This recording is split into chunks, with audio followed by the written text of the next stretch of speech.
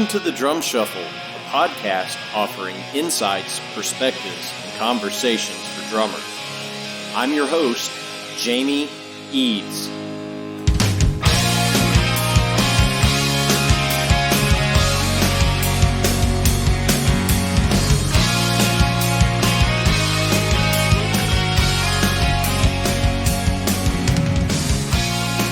Hey, how's it going out there, everybody? Welcome to the Drum Shuffle. Jamie Eads joining you as I do each and every week. This is episode 91. I hope you are having a wonderful week out there. We're having a great week here at the Drum Shuffle World Headquarters. We have a very special guest today. We are going to be rejoined once again from the wonderful Nate Morton of The Voice fame and Rockstar and touring with Cher and Paul Stanley and the Bonnie Hunt Show. Nate has just been everywhere, and he was our guest way back on episode 9, so we're glad to have him back right after this message from our sponsor, Los Cabos Drumsticks. The best kept secret for drummers is finally out. Los Cabos Drumsticks may look like the sticks you grew up with, but these are not your father's drumsticks.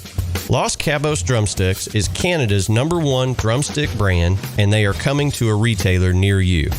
With operations in over 28 countries worldwide, thousands of drummers have already discovered the Los Cabos difference. Using FSC certified wood from Canada and the US, Los Cabos make the finest quality drumsticks, percussion tools, and accessories on the market. The best news, Los Cabos Drumsticks offers you a ton of choice. They have 22 individual drumstick models and 14 percussion tools, many of which are available in 3 different wood types: maple, white hickory, and red hickory. Red hickory comes from the center or heart of the hickory tree and has been independently proven to be both stronger and more elastic than white hickory without adding a lot of weight.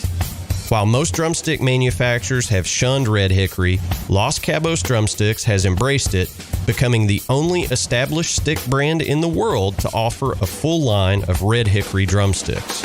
To learn more about Los Cabos Drumsticks, visit them online at loscabosdrumsticks.com, follow them on Facebook, Twitter, or Instagram, and don't forget to ask for Los Cabos Drumsticks at your favorite retailer. Dare to be different. Join the Red Hickory Revolution with Los Cabos Drumsticks. All right, guys and girls, as I mentioned, we're going to be joined once again by the great Nate Morton here in just a second. Again, Nate was our guest way back on episode 9. So many thanks to him for coming on a brand new show at that time and helping us out. Nate is just a superhuman being, a wonderful drummer. He's always got a lot of cool stuff going on, and he is in the pre-planning stages right now of a clinic tour. So we actually talked to him about that, and we certainly hope it comes to fruition. But I thought this was a really insightful conversation, and he always just has so many great stories and great advice for everybody. So I know you're going to enjoy this. Please help me welcome back to the Drum Shuffle, Nate Morton. Hey, Nate, how's it going, brother? How are you? Jamie, I am good. I'm very well. I'm happy to be here. Oh, man, thank you so much for taking time. It's hard for me to believe, but it has been almost 2 years since we've had you on the Drum Shuffle. You were way back on episode number 8. Can you believe that?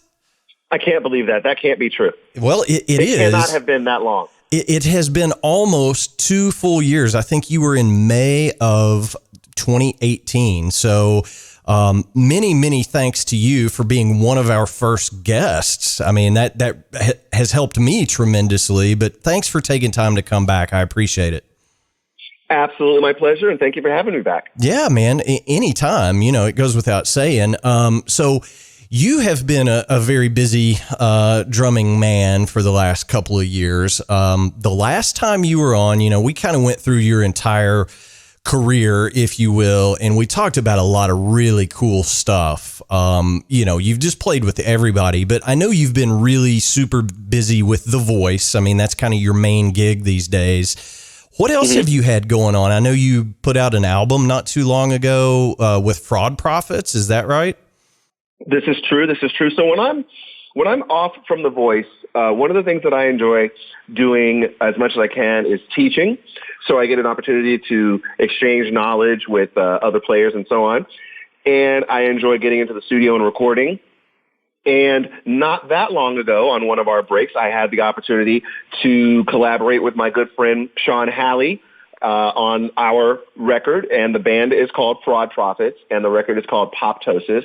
And I sort of describe that record as, let's call it, mainstream pop jazz fusion. Okay. All right. Well, so it's covering all the genres at once. That's good. And that's what it feels like. I mean, it's a jazz record by virtue of the fact that there are solos and it is primarily instrumentally based. Not that there's not vocal, based jazz records. Obviously there are, but it's primarily instrumental. And and it features solos and things of this nature. But at the same time, it's still very accessible. And when a song goes off, you can still be singing a melody from something that was occurring.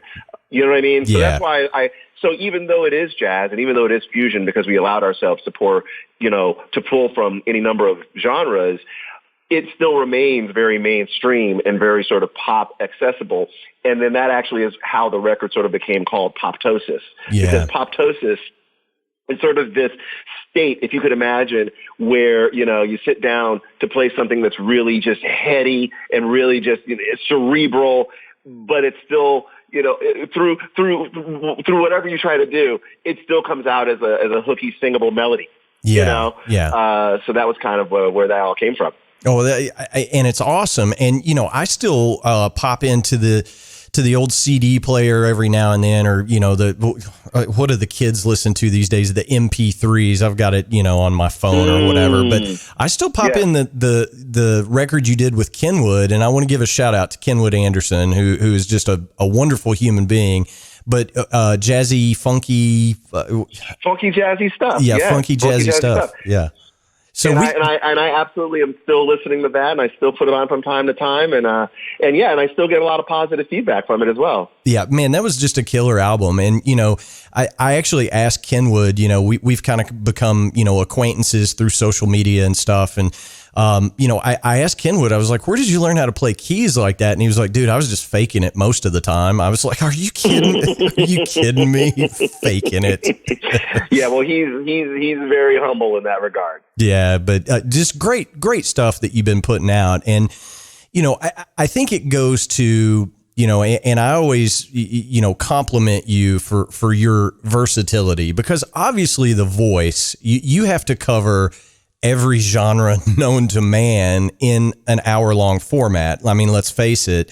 But you're such a versatile player. Where does that come from? Do you practice all these different genres all the time away from The Voice? I mean, what do you listen to, I guess, is what I'm really asking. Well, what I listen to primarily is sports talk radio, because I spend all day playing so much music that when I get in my car, a lot of the time the last thing I want to do is hear any more music. Either that, or I listen to things that I'm not playing on the show. So I'll listen to straight ahead jazz, or I'll listen to gospel, or I'll listen to hip hop, urban hip hop. So I listen to things when I'm listening musically. I listen to, for example, odd sort of indie bands that I get turned on to. There's a band called Reptar that a friend of mine turned me on to that's almost like an updated version of the Talking Heads. I listen to that kind of stuff. So things that don't often make their way onto the show. But in terms of sort of being a versatile player, it's interesting. Life, when you're on the planet long enough, it's just funny to look back at certain patterns. And when I was in college, I wanted to study 2 semesters with this jazz guy. I wanted to study, 2 semesters with this Latin guy. I wanted to study 2 semesters with this, rock guy. When I was playing in bands around college, I was playing in multiple cover bands. One of those cover bands was a band that specialized in calypso. It was like a wedding band that played a lot of calypso and reggae. Another one of those bands was a band that specialized in really like rock, like top 40 and rock. So those were the kinds of gigs I was doing. I was also playing at times, I was playing on the Spirit of Boston, which is like a brunch cruise boat that I used to do on Sunday mornings periodically. So I always aspired to be a versatile player. I always aspired to be a guy who you could put into any situation and I could be halfway comfortable with that. And I'm not saying that I've necessarily achieved that in its entirety. There's obviously situations where I would not be comfortable, but it is something that was always a goal of mine, was to, at least have a toe in the pond of enough styles that I could feel very comfortable if something came up. You may be on a top 40 gig and I don't know, maybe a tune comes up that's a bossa. And if you've never learned how to play a bossa, I don't know how many top 40 bosses there are, but you get my point. Where are you going with this, Morton? The singer may be, the singer may say, you know what, I just heard, one note samba. Can we work that up, guys? I know it's not in our set, but let's figure that out. And so now you're playing a bossa. And if you've never played a bossa, then you can very easily feel like a fish out of water. But if you've been fortunate to study with, for example, Ed Uribe at Berkeley, rest in peace, Ed Uribe, then you have a reasonable grasp on those things, on those styles, those genres. So to bring that all to a close, the voice to me feels very much like the gig I've been preparing for all my life without knowing it. Yeah. If that makes sense. Yeah. I didn't know I was preparing for it. I didn't know I was going to find myself on a gig where our 20-song set list would change every single week, and we would span everything from big band to R&B to rock to country to at times orchestral to, whatever. And even within those genres to reggae, we might do something that's very traditional country, or we might do something that's very updated country to, Rascal Flattsy or something along those lines. So yeah, no, it's been a great experience, and it's been a great opportunity for me to sort of have a medium to express all those different things. Oh, we're doing a Toto song. I do get to go back to my love of the 80s and pull out my, Rosanna shuffle. Yeah. So yeah. Well, I think the cool thing about the voice gig is, how do I want to word this? I want to make sure I say this the right way and it doesn't sound weird, but not only are you doing these cover songs, right? But you're able to put your own spin on things. So somebody might pick a Johnny Cash song from the late 60s and they want to keep it pretty much the same, but you and Paul and Sasha and the guys in the band, you pretty much come up with your own arrangement. So you're paying homage to the original, but it's also modern. Does that make any sense, what I'm saying? It makes complete sense. Depending on the song, depending on the genre, depending on the contestant, it's almost like there's a dial that we sort of control collectively as a band. And on the far left of that dial is exactly like the original. And on the far right of that dial is completely radically different from the original. So what I mean is, maybe we're playing a song that's really traditional, like let's say we're playing a really traditional country song, and there are things about it that are so signature, and all we got to do is get up there and play the parts because it's such a beautiful song, and we don't need to do anything to make it nothing we do is going to make it any better. Go Rest High on That Mountain, for example. No, nothing we go crazy on is going to make that song any more amazing than it already is, right? Right. Then you have situations where, okay, I want to take, we did an arrangement a while back, the same rhythm section, Sasha, Paul, and myself, but on a different television show, of Ring of Fire. And it wound up being, in the end, this flip where it had like a tabla drum loop under it, and it had a completely Middle Eastern feel to it. It was performed by a singer on this show called Rockstar that we did back in 2005 and 2006 on CBS. But that's obviously the far other end. So between those two things, there's all manner of variation. So generally speaking, I approach a song and I kind of go, all right, what's signature about this song? Like, what are the crucial elements of this song? And I do my best to capture what those crucial elements are, but at the same time, I try to leave myself enough leeway to allow my own sort of character to come through. And it's very rare. I don't think really ever, with possible exception of Rosanna. I think that when we did Rosanna on the show, as sort of a fun project for me, I literally transcribed like the parts and I tried to play spot on note for note the fills that Jeff plays, just as like a homage to to Jeff. But generally speaking, I don't do that. Generally speaking, I know, for example, Against All Odds, blue do good. Do boo bang. Yeah, that's right. signature. Like that fill is signature. So I got to get that. But for the other fills, I'm letting myself kind of do some stuff. For the other, things, I'm letting myself, give myself a little bit more leeway. So yeah, it really runs the gamut. It really runs the gamut. And all of us, I believe, approach all of our parts that way. What is signature to the song? What cannot be screwed up about this song? Okay, let's get the part that doesn't have to, that cannot be missed or screwed up. Now, the rest of it, we can allow our character to come through it. Yeah. Justin, our guitar player, may approach a song, and maybe it's an R&B song, but once he gets like the R&B picky pattern on the verse, maybe there's no guitar part on the chorus. So he goes, all right, well, why don't I turn on a little distortion and give you some power under that? Yeah. And so now it has an edge to it that it didn't have before.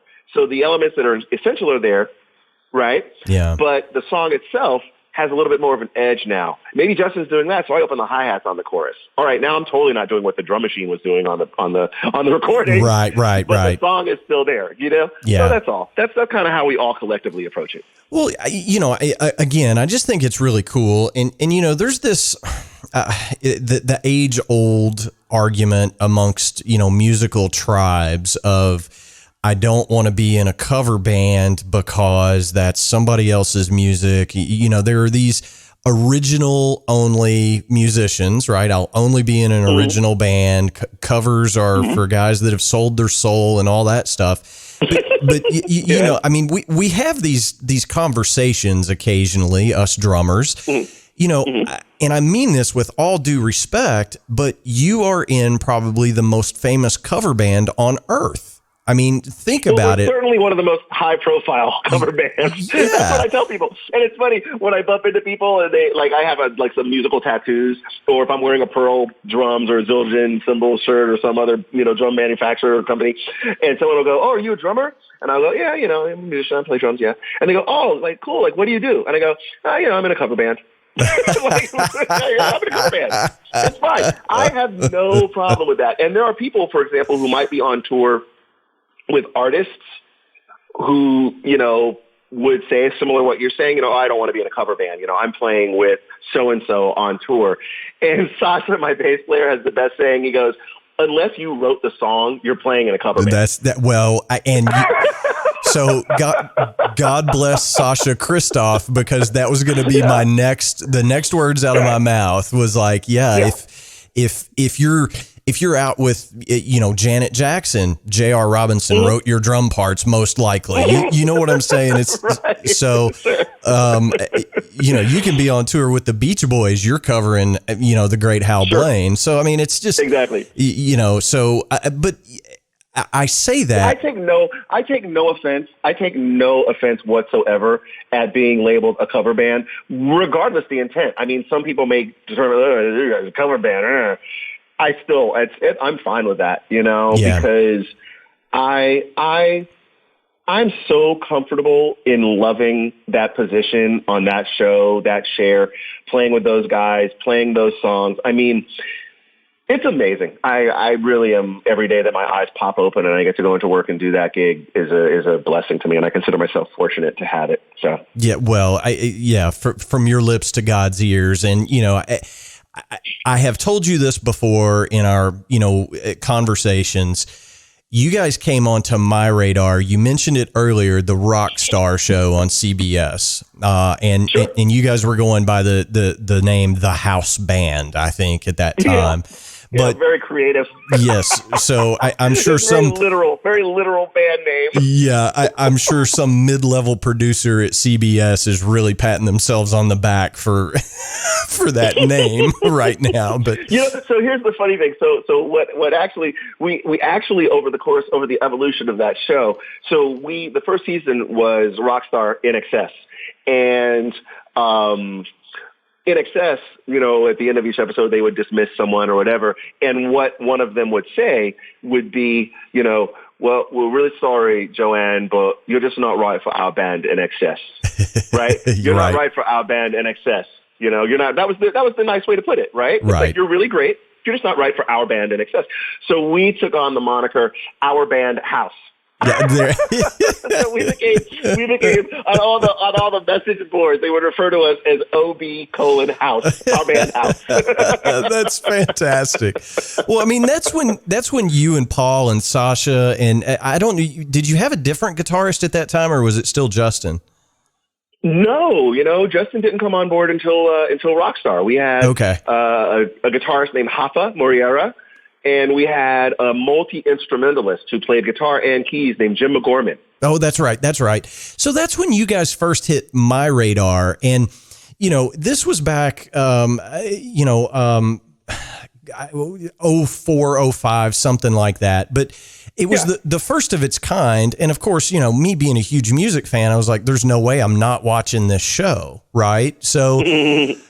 And I immediately looked over at my beautiful wife, Lisa, and I was like, I don't know who this drummer is, but he is a bona fide badass. That was just the instant that's very nice of you to say. Guttural reaction. And, it's so cool for me, all these years later to know you and consider you a friend and all that good stuff. But you guys, you've done all different kinds of things. I don't want everybody to think to give them the idea that you just do the voice, because you don't. There's so much more to that. You've toured with Cher, you've toured with Paul Stanley, you've done all these incredible gigs. But the TV thing it's just really kind of, it fits you, and what's really cool about you, and I want to make sure I get this out, is you are, I won't say prolific on social media, but there's so many great Nate Morton drum cams from The Voice. And those things are incredible, especially, I put on my 13-year-old Jamie hat. If that would have existed when I was a beginning drummer, to be able to see the drummer's driver's seat, hey, this is me playing Mississippi Queen, or this is me playing, Proud Mary on The Voice. 100%. It would have changed my life without a doubt. Right. So if people aren't looking that stuff up, they should be, because it's incredible. Well, that's nice of you to say, and that was entirely my intent. Like nothing that I post online with regard to like those drum cams or any of that stuff. It's not coming from a look at me, look at me, look at me, look at me. It's more, oh, you're a white person on YouTube, you idiot.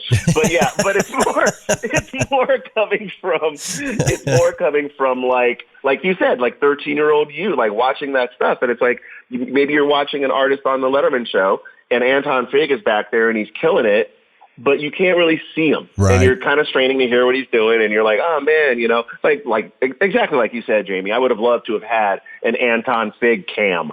Oh, yeah. And that sort of thing became like, it kind of came on my radar when people started putting out concert DVDs. And I don't even know if that still exists anymore. I'm so behind in hashtag technology. But people were putting out concert DVDs and you could click on like the view that you wanted. Yeah. And it's like, oh, I'm watching this Dave Matthews Band DVD. I just want to watch Carter Beauford. Yeah. I just want to see what he's doing the whole time. You know what I mean? So that kind of thing, like I said, it's been really cool. And it's funny because I started doing that. Some of the first videos that I posted of those, I'm not suggesting that anyone go back and watch the earliest ones because they're not good. Like, because some of them are like, one of them, I literally taped up my like Sony camera to a piece of, set dressing behind me, or like I taped it on a set up. Like I did. Or like, it's like my phone, like leaning up against a mic stand on a guitar amp or something like that. So it's funny because over time, it's evolved from that. And then, my drum tech at the time was a cat named Steve-O Morrison, who I love dearly. And Steve-O and I, at some point, got our hands on like a GoPro. So there's a bunch of them where it's just like one GoPro shot. Then it was like, ooh, we have 2 GoPros. Yeah. Steve-O, do you know how to edit video? And so then he starts learning how to edit video. So that was 2 shots. Then it went from that to being like, oh, maybe the nice folks in the audio department will give us a proper mix of it, And so it's been cool. It's gone from like, having a PA hold my phone and shoot something on my phone to being now like, 3 cameras or 4 cameras and like really good audio. And so, yeah, it's been real fun. It's been a lot of fun to be able to do that. And so I plan to keep doing it. And so I hope that people enjoy it and, that it gives them a little bit of insight into what my little world looks like. Well, it's awesome content. It really is. And in this day and age of just, oversaturation of content, and don't get me started on that, but there's so much stuff out there. It's hard to, hey, this is the good stuff that you should be seeing. So that's my plug for you. Google is your friend here, kids. Just Google Nate Morton drum cam. You'll get some of the really good stuff, in my opinion, anyway. That's really, really very kind of you to say. I just put that stuff up there, and it's funny because there's so much content now, and it's so, like, there are so many just young, just scorching drummers out there. And so when you put in that stuff, when you start to watch those things, it can be completely overwhelming. I mean, I'm overwhelmed by it. I sit there and I go, oh my God, I have no idea what this guy's doing. This is incredible. Yeah. And so it's really nice to hear feedback like this from you that it's like, hey, you know what? I enjoy watching you play 2 and 4. And I definitely enjoy that because playing 2 and 4 is primarily what I do. So I'm glad that is also appreciated in some light. Well, you don't always just play 2 and 4. It's the little tasty bits in between that I really like. And, I think as a community, us drummers, we watch each other and we always steal something from the other guy, right? I mean, I've learned a ton watching you play over the years. And, I've never sat down and had a personal lesson with you, obviously, but I've picked up little things like, oh, I can see a pattern here. Nate likes this particular fill. And that's a nice way of saying, I have one fill. No. It's also an accurate way of saying I have one no. But so you're just always self-deprecating is the problem here. But if you find something that a guy does that works and you can make it work in your playing, you incorporate that into your little bag of tricks, right? I mean, absolutely. We all do that. And, so I think it's really good stuff that people should look at. And, I think it may have been you that famously said on this show, it only takes about 3 minutes on Google to find any 9-year-old girl that can outplay the world on the kit nowadays, right? I mean, it's... I don't know if that's my quote, but that's an accurate quote. Yeah. So it's not about being, Choppy McChopperson all the time. Mm-hmm. It's just not. Mm-hmm. It's great if you've got that, but all anybody cares about, if you're going to get paid to do the gig, is can this guy keep time? That's right. At the end of the day, that's our job. So, or put another way, the same thing put another way is the things that make you most impressive to other drummers are not always the things that actually get you hired. That's right. That's you know what I mean? Yeah, that's exactly right. So my bass player Sasha, he's worked with different drummers, and he's worked with different drummers that are incredible players, but it is, at times frustrating to him. And he may name a guy, and I'll be like, what? That guy's incredible. And I'll be like, he's incredible to you because you're a drummer. But it's not fun to always play with. You know what I mean? Yeah. So, well, and not to take anything away from anyone out there doing anything that anyone is doing. Just to say that, I'm just happy that, I've found a little bit of a home on my little gig, and I enjoy it. Yeah, for sure, man. Well, speaking of your gig and your little world, I wanted to at least touch on this. You put out some social media content back around, and at the time we're recording this, it's early February of 2020. Mm-hmm. So this is evergreen content. So I want to give a time reference here, but we're February 2020. You guys had a big, finale, I guess, back in May, or no, it wouldn't have been May. When was the finale? December. Yeah. Okay. So season 17 finale, December. Right. So you're in a little bit of a downtime right now, but you said, yes, I'm afraid of heights. Yes, I have to play on that. And it was a picture of a drum riser that looked to be about the size of the Statue of Liberty. It felt to be about that size as well. So they built some kind of monstrosity of a drum riser, and they made you get up on there for the finale and play. Tell us about that. Tell us that story. Well, if you recall, Jamie, it was a Christmas tree. The set decoration was a giant Christmas tree, right? And it was a few stories high. And at the top of the Christmas tree, just beneath, there was like a star hanging over me. So I wasn't the star of the Christmas tree. I wasn't like the star on top of the tree, but just beneath the Christmas tree just beneath the star is where the drums were positioned. And so, which that was interesting too, because I sort of felt like, well, even if I don't fall off this drum riser to my death, that star could become disconnected from the scaffolding and crush me. So, like, there was peril. There was peril at every turn, right? So yes, and I don't mind sharing with you that there was railing for the show, but it was constantly being worked on. And so they were putting the railing up as we were doing run through. So there were times when I had to play and there was no railing. And so literally my drum tech is standing like below, like he's on the ground behind the riser in case I do fall to try to freaking, I don't know, like break my fall. I don't know, right? He's going to catch me, right? Of course. Sacrifice the tech. Don't let the talent get hurt. Well, sorry. Oh my gosh. So the problem though is this. I don't mind sharing this with you. And I don't mind sharing this with you. I was so nervous as I'm playing on it before they had gotten, the railing up and so on. I was so nervous that I never played that song right one time in rehearsal. It wasn't Run Rudolph Run. It was it's failing me right now, but it was a blues tune, and I never played. There were these hits.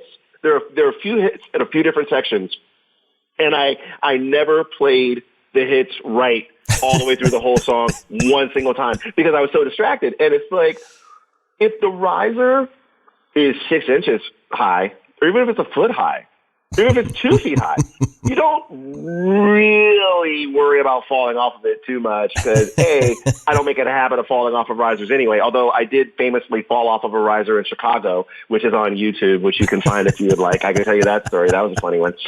But when the riser is like, let's say, 15 feet high, 16 feet high, then even though the chances are very remote, you know that if you do, you're in big trouble. Yeah. So I was so preoccupied with falling off the riser that I never played it right once. So the time that I played it on the show that the world saw it was the very first time I ever played it right. So basically I'm hearing that Nate Morton does not have red light syndrome. So when the red light goes on, I'm going to give you a good take. I may be scared to death, but I'm going to give you a good take when it counts. Well, no, Jamie, no, the rails weren't up. I got you. Until we did the show. Right. So once the rails were up, then I was like, oh, okay. Yeah. Okay. If I felt like it was like this kind of thing where it's kind of like, I feel like if you're wearing a seatbelt in a car, you have to do something pretty dramatic to really hurt yourself if you're wearing a seatbelt. So I kind of felt like with the rails, I would have had to like fall backwards and maybe like a cowboy flipping off the railing of a banister over the saloon. Like I would have had to flip over the railing. And do so in a way that I couldn't grab onto the railing with one hand and hold myself at least long enough for like James, who's one of our larger grips, to come out and catch me when I fall. Yeah. So I felt like the chances of my imminent demise decreased substantially enough that I could focus on just playing the song correctly. Well, I just love the post. You were like, they're wheeling this thing into the voice studios, right? And I mean, it literally looked like Godzilla. I mean, it was just so big, and it was as high. It was as high as it could possibly be to fit through the opening of the doorway with my drum set on it, without it clipping cymbals of the truss work over the doorway as they wheeled it on. Yeah, it was something. And in fact, it reminded me of the time I live very close to Six Flags Magic Mountain. Okay. Out here in California, and I go there periodically. But there's one roller coaster that scares the crap out of me, and I'm afraid to ride it. And it's I think it's Tetsu. It's one of the ones where basically you're hanging. So you're hanging by a harness. And so your feet and arms are dangling, and you're going up as you're hanging by this harness, and you're climbing above the tree line, and you're several stories in the air, and all that's going through my head is nothing on this apparatus can break right now, or I will die. Like, the only thing preventing me from dying is the fact that this harness is locked in, and there's a strap here, and I'm hoping that strap clip is solid. I'm hoping that bolt that holds the left and the right side of the harness in is solidly screwed in. I hope the guy didn't show up to work drunk and not tighten it all the way. So as I'm going up the thing, on the roller coaster, I'm looking down at my hands and feet dangling well above the tree line. I'm looking out over the horizon. I'm seeing like, oh, there's my house. And I'm thinking to myself, this is how I die. This is going to be the end of me. This is how I die right here. And so I've had that feeling on Tetsu at Magic Mountain and on that drum riser. That's fantastic. Well, you could always pull the Diana Ross and be like, this isn't in my contract. I'm absolutely certain that nowhere in my contract does it say I'll do this. So yeah, no. I play on the voice, Jamie. Yeah. I didn't create the voice. Maybe if I was the guy who created the voice, I could pull that off.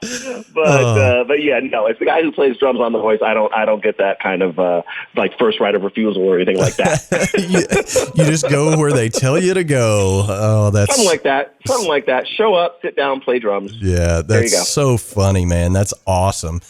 Well, so let's switch gears just a little bit, if you don't mind, and indulge me here for just a second. I find this really interesting, and I think our listeners will as well. Hey, Jamie. Yes? Jamie. Yes, sir. I just want to share really quickly. I just did a little fact check to see what the coaster was. It's actually X2. I believe it's actually X2, not Tetsu. Just wanted to clarify. Okay, do continue. Right. So if nothing else, folks, we here at the Drum Shuffle value accuracy of our stories. That is Nate Morton, fact checker. That's what we just had right there. So there you go. Nate, what do you charge per hour to do fact checking? Because I could use a guy like you in my life. Just saying. We can negotiate. It's negotiable. All right, good deal. Well, so you just recently put out via your social channels, you said, hey, I've got a little bit of downtime before the voice starts back up. I'm kicking around the idea of potentially doing a clinic tour. Okay. And you were basically asking your social media family, hey, let me know if there would be any interest and, where should I go kind of thing. Correct. I think this is first of all, a fantastic idea. I would absolutely go to one of your clinics because I think it would be a wonderful experience for drummers of any genre, ability. I think it would be a huge learning experience for us in the drumming community. But the question is, when you throw that out there, I'm assuming you got just an ocean of response to that, correct?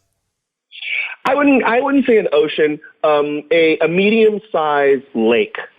Okay. A medium-sized lake, yes. And I am, and all very, very encouraging and thoughtful and helpful, and people suggesting certain drum shops and people working to sort of connect me with certain owners of places. So yeah, no, it's been really, really encouraging, and I'm literally when I finish chatting to you now, I'm going to go back to those responses, and I'm in the process of sort of sorting them by, these are in this region of the country. These are in this region of the country. These are people who own shops who have expressed an interest in having me come and visit. These are people who have said, if you're ever in this city, I'll come and attend. So I'm kind of in the process of organizing that all. But yeah, I was pleasantly surprised with the amount of positive feedback that I got. Okay, well, that I am getting. I'm actually still getting folks, writing in with possibilities. Good. So, I think there might be a misconception out there that when a famous drummer shows up to your town on a clinic tour, hey, we're doing a clinic at the ABC Drum Shop in Anytown, USA. I think there may be this misconception that, well, the drum shop paid him to be here, and sometimes that's true, but I don't think people understand that, like in your case, it's not Pearl saying, hey, Nate, we need you in Nashville on this date, Minneapolis on this date. It's really the drummers typically put these things together, and it's a lot of work. So thank you for at least exploring and putting in the groundwork to try to get it up and running. That's pretty cool. Absolutely. And that's my pleasure. Yeah. There are all manner of variations when someone does a drum clinic. So it can be everything from the company involved completely, and they basically call and go to this place, do this clinic on this time and this date. Or it can be the drummer completely by themselves saying, hey, I'm going to do a master class at this location on this date, and here's the ticket pricing and availability, and I'm going to limit it to 20 people or 15 people, whatever that may be. So there are all manner of variation. There's obviously every variation in between where expenses are shared by shops and or companies and or the player. So there are all sorts of ways. And so in this case, I've done clinics that have been organized by my companies or organized by my companies not conglomeration. What's the word I'm looking for? Collaboration. Thank you. In collaboration with shops and so on. And so that is obviously one way to do it. In this situation, I'm just trying to be a little bit more proactive. And so rather than sitting back and kind of going like waiting for the phone to ring and someone to say, hey, can you come and do this clinic? Can you come and do this? I'm sort of kind of going like, hey, anybody want me to come and do a clinic there? Let's work it out. Let's see what we can do. So, it's not something that how can I put this? It's again, like I really enjoy exchanging information. I really enjoy sharing what little bit of knowledge I've gained from doing this for the past 30 some odd years. And so, yeah, I just think it's a great opportunity. And I don't think I'm unique in that regard. I think it's why the majority of musical clinics are drum clinics. I think that as a community and as a culture, drummers are typically the ones most excited about sharing and excited about talking about this fill or why I've got that cymbal or why I play this size drumstick or what books I studied. Whereas I've known other musicians who play other instruments who will literally work to obscure what they are doing because they don't want anyone else to be able to do what they're doing, which is outlandish to me. Well, I mean, Eddie Van Halen, famously, back in the early days of Van Halen, he would play all of his solos with his back to the crowd because he didn't. There's that. That's a thing. Sorry, go on. That's a thing. Yeah. Well, I've known guitarists who have taken acetone and rubbed the numbers off the dials on their settings on guitar pedals. Like, what? Seriously? Wow.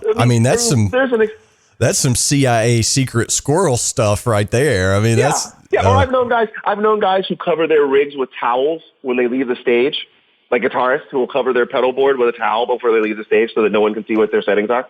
Wow. Yeah, it's interesting. Yeah, man. It's interesting. I've never been that guy, obviously. You're right. Well, and I think a lot of that, and correct me if I'm wrong, certainly, and I don't want to put words in your mouth, but, we've had your one of your first drum teachers, Grant Menifee, has been a guest on this show. Of course, you went to Berklee College of Music in Boston. All the great teachers there. You've had some wonderful teachers in your career as a drummer. And I think it's only natural when you have great teachers that have taught you things, you want to pass that on to the next generation, right? Well, 100%. Moreover, my parents were both educators as well. My mother, taught in middle school and high school, and then my father was a college professor before going into college administration. He also taught high school. So I sort of so education is a little bit in my DNA as well. So teaching is a little bit of my DNA, and I really do enjoy it. I really enjoy it. Clinics are great because I get to chat to a bunch of people at a time, and I get to field questions, and I get to share it with a group collectively. Teaching privately is great. My favorite moment when I'm teaching privately is to literally watch someone working through something in their head that they are struggling with, and then watching them sort of get it, and watching the light bulb go on. I don't mean to be cliche or whatever, but it's like a drug. It's like such a drug, like watching someone get something. It makes me so excited. I feel like I just got it. Well, yeah. I mean, and I get that. And, just a few episodes ago, I had one of your former students as a guest, the wonderful Corey Coverstone of Dirty Honey was our guest. Coverstone, yes. So he told me, I love Corey. He told me like the most rock and roll story of all time about taking lessons from you. He was living like up in the Portland area. And of course you're based in the LA area, but his dad was a truck driver, and he would jump in the big rig with his dad, and his dad would drop him off, and he would take like a 2 or 3 hour lesson with you and then jump back in the rig after his dad had picked up his load or whatever. And they would go back to Portland. How rock and roll cool is that? Yeah, well, the funny part about that story, and I don't know if Corey shared this aspect. Corey and I are both sports car guys. We both like sports cars. What was Corey driving when I met him? I don't remember what he had when I met him, but over the course of sort of knowing him, at one point he had like this Mini Cooper, this like supercharged Mini Cooper that he would jet around in. I've always had like a Subaru WRX STI. So he and I have always been sports car guys. We like kind of zipping around. And so I remember him at one point coming down for those, and I would see him and I'd be like, how was it, everything? He was like, oh no, it was really cool. We drove down from Portland really, really slowly. So you can imagine just sitting there going, the speed limit from Portland. That's hilarious. I mean, I told Corey, I said the only thing that could possibly be more rock and roll than that would be if you hitchhiked to Nate's house. Dear. So, Corey is one of my favorite people. I love that dude. He began as a student and then wound up as my brother. Corey and I couldn't be closer if we were actually blood related. If he were my actual brother, we couldn't be any closer than we already are. That's so cool to hear, man. And he's just such a nice, humble young guy. And look, I'm a rock guy at heart. I have great hopes for that band. They are carrying the flag up the hill pretty hard right now. And for sure, I sure hope that their success continues to build because, frankly, rock and roll needs some help right now. I mean, it really does. Sure. And Corey, not to take anything away from that band, because they are really good. I've seen them several times, and Corey is great in that band. But Corey he's a jazzer, man. He's a monster player. I can't put Corey in a box. You know what I mean? I was talking to someone about him literally hours ago in a lesson, and I was sharing with him, with this particular student. I was saying with my buddy Corey, and I'm like, here's him rocking with Dirty Honey. Oh, by the way, here's him jazzing at this place called the Blue Whale. It's this jazz club we have here in LA, and this is his own project. And it's like, what? Wow, that's the same dude. Yeah, that's the same dude. So no, he's a monster player and plays in a really unique style. You know what I'm saying? Yes. Like, definitely has his own take on things. So yeah, no, I love Corey, and it's been a blast watching him develop over the past however many years.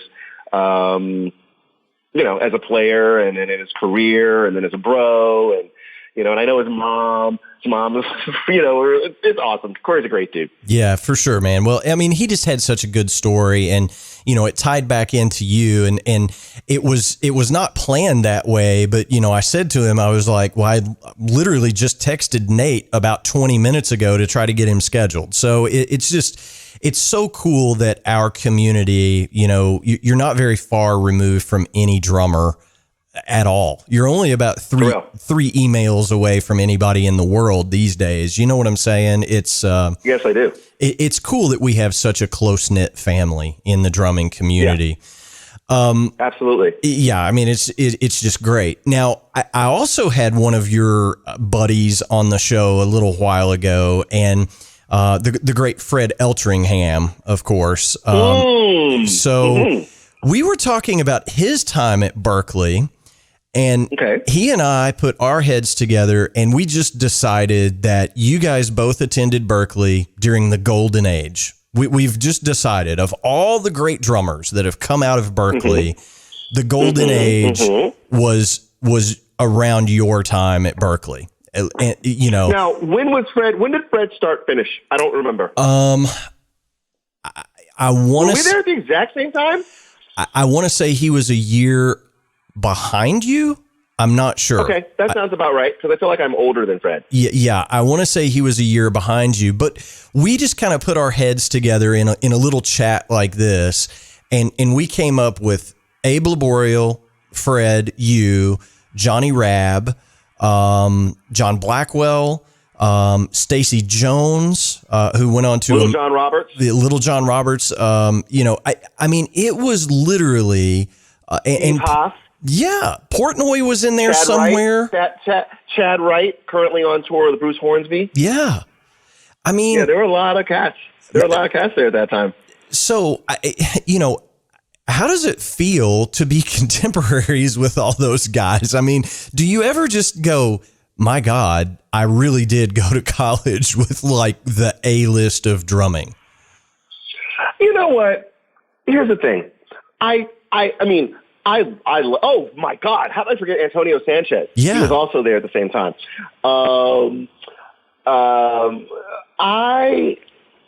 It's interesting because, yes, at that time it was like, wow, there's a lot of really great drummers around. This is really cool. But like, who knew, when you're in college, like all these people are going to go off and do all these amazing things. Like who knew that Antonio Sanchez was going to do what he's done and be as active as a drummer as he is as a composer and an award-winning, artist and so on, and just all of them, Yeah. Because I remember being there and being like, like a few years ago, Gene Lake was here and Billy Kilson was here and the guys from Dream Theater were here, So I do, so when I was in it, I thought about it like that. Now that I'm out of it, sure, I do definitely look back and go like, wow, there's a lot of dudes there at that time. Yeah. Yeah. I mean, there's probably even cats. I'm sure there's cats that I'm actually even forgetting right now. But yes. Oh, Marko Djordjevic was there. Yes. When I was there. So yeah, no, there's a lot of guys. But I mean, if you just, here's how I put it to Fred. I was like, okay, you've got a guy that's, being seen by, 30 million people a week on The Voice. We were talking about you. Fred is out with Sheryl Crow. He just did Willie Nelson's last record. Abe is out with Sir Paul McCartney. Johnny Rabb is one of the most badass clinicians and in Collective Soul. I mean, if you just think about the gigs that everybody ended up in and what they're doing, it's pretty amazing. I mean, it really is. If you, and I understand what you're saying, when you're there in the moment, you're just like, well, I'm in school with a whole bunch of really good players. All of those really good players, though, went on to great things. It's pretty amazing to me.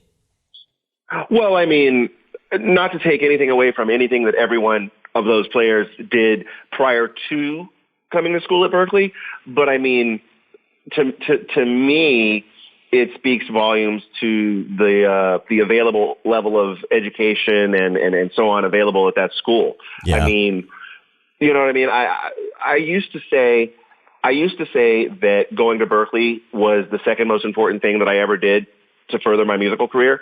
And then that invariably begged the question, well, what do you consider the first? And I would always say moving to Los Angeles. Yeah. But I think that in reality, one would not have worked without the other. Moving to Los Angeles without having gone to Berkeley I would not have had the same tools arriving here, which is not to say you can't gain those tools other places. I'm speaking specifically in my own little walk of life. And so had I only gone to Berkeley and never moved here, I doubt I would be where I am.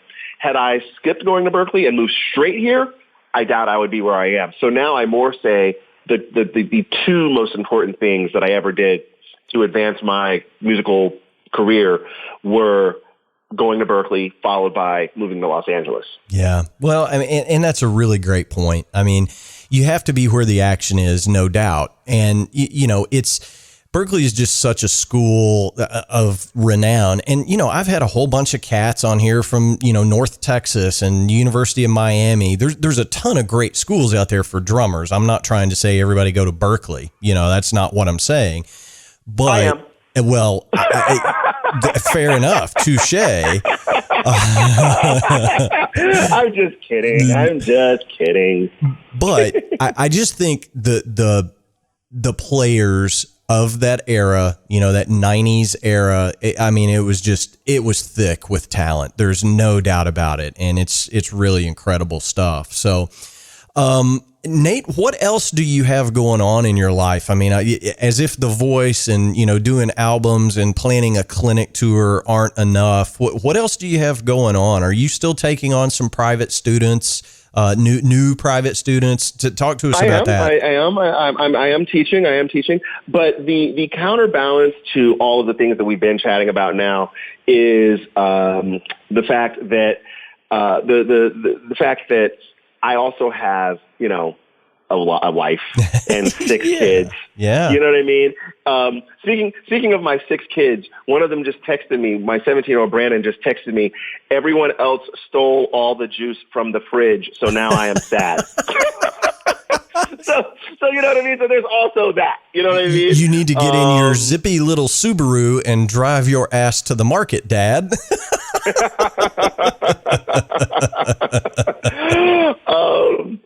So you know what I mean? It's like all of the professional stuff is great, and I spend a lot of time working on it and organizing it and teaching and playing and recording as best I can and all of those things.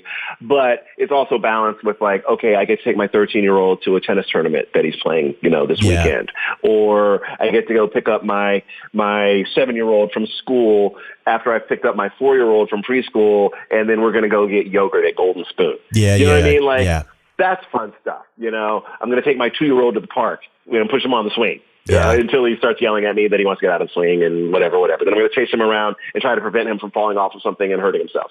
I've got a 19-year-old that's, you know, at college, close to you actually, at Western Kentucky University there in Bowling Green, Kentucky. And, you know, I'm very, very proud of him. He's there on a full ride speech and debate scholarship. So, you know, those are the things that occupy my time when I'm not doing professional things, you know, for sure. And those are the things that are the professional things that I do support the important things that I do. Yeah. Is that, you know understand what I'm saying? Oh, I do. So. And look, you know, you and I think it maybe didn't make the last interview that we did, but I think we talked about it after we had wrapped up, you know, the official recording a couple of years ago. It was, you really have the best gig in the world for a family man because you're right there. You know, it's not like you have to call from Omaha between sound check and showtime to say goodnight. You know what I'm saying? I know exactly what you're saying, Jamie. And every day my eyes pop open and I hop in my car and I cruise on into Studio City or into Burbank to work on the gig. I realize what a rare and fortunate opportunity, you know, that I have to have that situation there. It's amazing. I sometimes just think, like, I guess I was like a really good dude in a past life or something, and this is like some sort of karmic, like, yay, good job for being a good dude in your past life, or maybe my past life like really sucked. Like, man, good job sticking it out as like a cactus in the desert. You know what I mean? Yeah, I do. So this is your reward. Now you get to be a drummer on this TV show. I mean, I'm of course I'm being silly, but I really do appreciate it every day. No part of me goes, yeah, well, of course I play on a TV show. No, that's not my DNA. I'm definitely like, I still marvel at the fact that I can call someone at Zildjian and they will answer the phone. Like that, if you had told me that would be a part of my life when I was in high school, I'd be like, you're out of your mind. There's no way. You know? So yeah, no, I recognize it every day, and the advantage of being home and seeing these crazy kids and my wonderful wife and sleeping in my own bed and all of it. You know? Yeah, I'm very fortunate. Well, one thing I know for certain is you're a good dude in this life, because you look, let's just be real, on a person to person level here. When I reached out to you, my show had exactly, 3 listeners, and my mom was one of them. Right. So, so, I mean, it's like that gig you do where you go, hey, listen, everybody, I'd like to thank both of you for coming out tonight. Yes. Yeah. I mean, you were one of the first drummers that I reached out to when I started this thing. And you could have said, yeah, man, I'm sorry. I really don't have the time. But instead you were like, yeah, sure, man. When do you want to talk? It was like, do you know why, Jamie? Do you know why? Why? Because even if it were only 3 people at that time, I am always excited. Maybe that's the wrong word. It's gratifying to know that anyone gives a dang what I think or what I have to say about anything.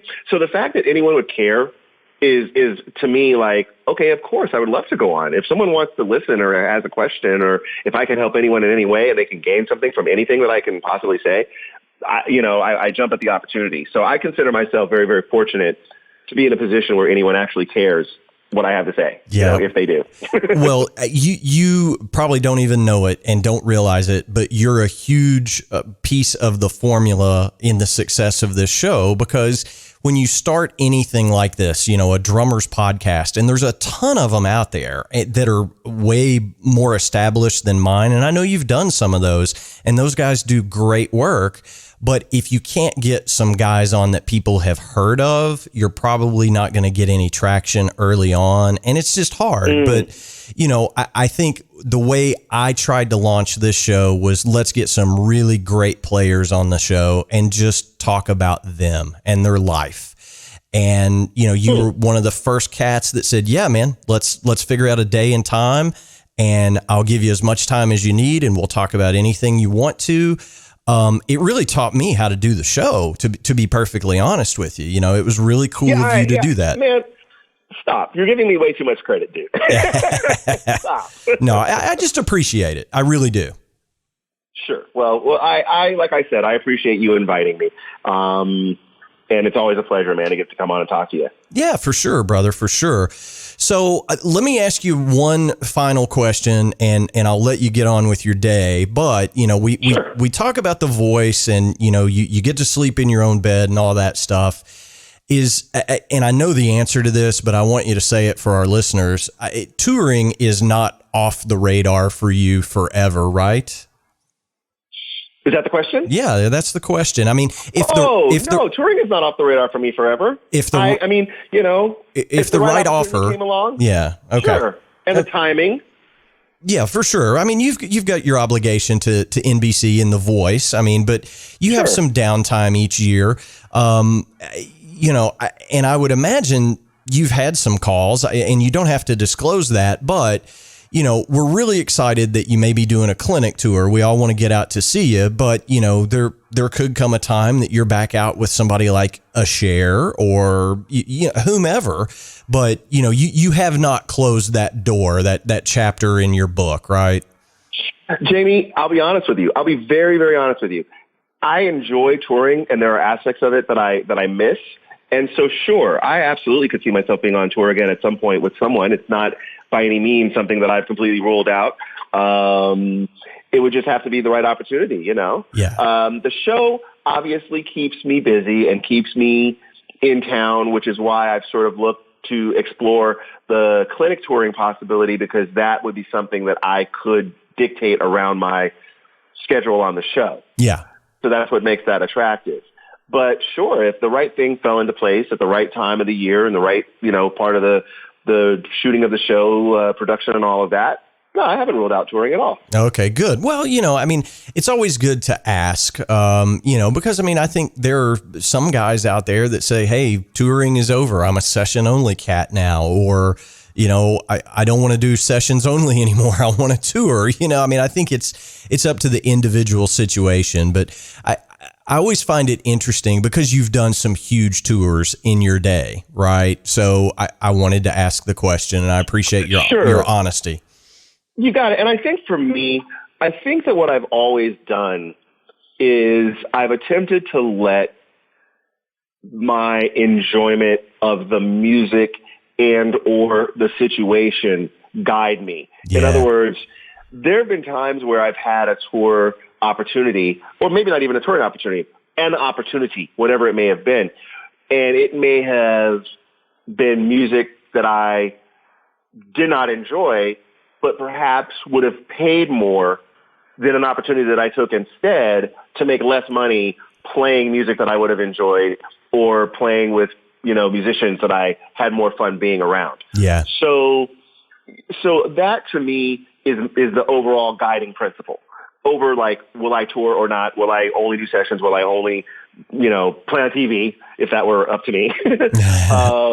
But it's more about the specific opportunity and less about the medium that it is within, if that makes sense. Yeah, sure. Absolutely. Well, I mean, and I think that's a good way to approach it, you know, most deaf. So, Nate, I can't thank you enough for taking time to do it. Thanks for updating us on everything that's going on in Nate Morton's world. You got it. And you know, if I can be self-promoting for 1 second, absolutely. I just want to circle back around. I do want to circle back around, and I want to encourage people to go and check out the Fraud Prophets record. And once again, the band name is Fraud Prophets, which is F-A. Wow. Where did I go to school? Berkeley, College of Music. Figures. See, learned to play 2 and 4. Didn't learn to spell. So no, it's Fraud Prophets. Fraudprf. Wow, I am really failing right now. Jamie, help me. How about this? I'll put a link to the record on the show site. Do that. Let me try one more doggone time. FRAUDPROPHETS. Dun, dun, dun. Bang. Yay. There Fraud you go. Prophets, okay? And the name of the record is Poptosis, which is Poptosis. And you can find Poptosis pretty much anywhere where you can find music. Cool. So it's on iTunes, it's on CD Baby, it's on Amazon Music. So, check it out. Give it a listen. It's me and my buddy Shawnee, and he's one of the most talented people that I know. Yeah, and this record is actually the result of me essentially badgering him into making a record, because for many, many, many years, I would say to him, Sean, you are one of the most talented people that I know, and way too few people realize that. And so would you please let the world know that you are amazing. So, you know, here is this record. So I think that anyone who listens to it will agree that Sean is amazing, and it's a fun record. So check it out if you got a chance. Yeah, we will definitely push some folks that way. Now, one last ask, give everybody all of the social media stuff, because if people aren't following you, they need to be, because it's so good and educational. Give everybody, like, you know, real quick, your Instagram and Facebook and YouTube and all that good stuff. Okay, let's see. I don't usually have to catalog it all. Let me just think here. So you can find me on Facebook at facebook.com/Nate Morton Drums. That is my Facebook, where I keep in touch with everyone. And then you can find me on YouTube. I have a Nate Morton channel, It's like youtube.com. Hey, is there some accompanying text with this, Jamie? Yeah. It's like youtube.com/C, for some reason, C, like the letter C, /Nate Morton Drums. youtube.com/C/Nate Morton Drums. That's on YouTube. Okay. And then on IG, or as the kids say, Insta. The kids don't say Insta. The kids don't say Insta. No, they don't. No one says Insta. I literally say Insta just so that my wife can make fun of me for saying Insta.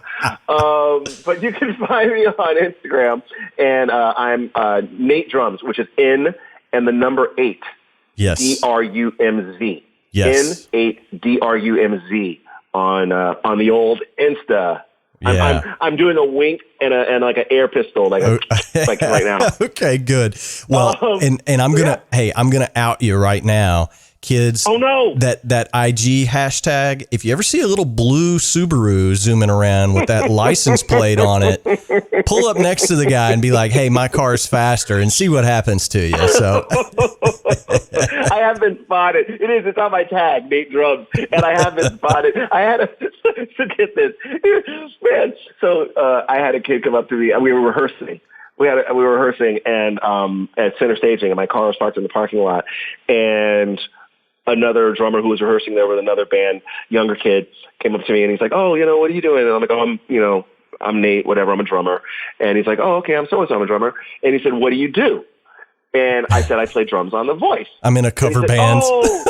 Yeah, right, exactly. I'm on a cover band. I said, I play drums, on The Voice. And he goes, "Oh, is that your car with Nate Drums on the tag?" And I was like, "Yeah." And he kind of looked me like up and down, and he goes, "All right, you can be Nate Drums." Okay, that's a substantial enough gig that you're allowed to be Nate Drums. I thought that was so funny. I was like, "Gee, thanks." Like he was going to pull out his DMV badge all of a sudden and be like, something like, "Oh, your tag is Nate Drums. How fast are your singles?" Yeah, right, exactly. No, don't qualify. Sorry, give it up, buddy. We're taking the plate back and finding a better Nate drummer. It was hilarious. That is so hilarious. Funny. God. Well, see, Nate, this is why I have you on the show, because I haven't laughed this much in about 6 weeks. So seriously, open invitation. Glad, open invitation. Anytime you've got something going on, let me know. Well, good to know. Good to know, James. I mean, what I should do is, if I actually do manage to put together this clinic tour situation, which is a big if, because at the moment I feel completely overwhelmed. I have to admit, if I'm honest, I'm like, "Oh my goodness, how am I going to do this?"